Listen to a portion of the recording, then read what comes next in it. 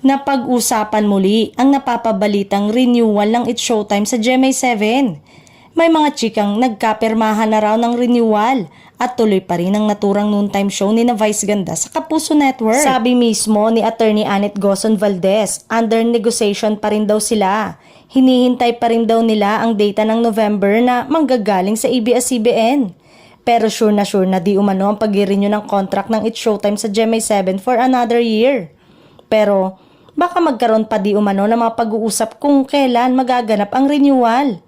Magandang balita actually kung totoong magaganap na ulit ang renewal. At this point, in time raw kasi talaga ay malabo pang makabalik ang Tape Incorporated sa pagpuproduce dahil kailangan muna nitong magbayad ng mga naiwanang utang sa GMA. Good news nga ito sa programa lalo pat mga host ng programa sa sasalubungin ng New Year nang may panibagong kontrata na makakapag-ere sa GMA. Hindi naman kasi na maitatanggi na talaga namang mas lumakas ang rating ng Showtime ngayon sa GMA. Simula ng inere sa Kapuso ay naging consistent ito sa ratings at never natalo ng katapat na programa.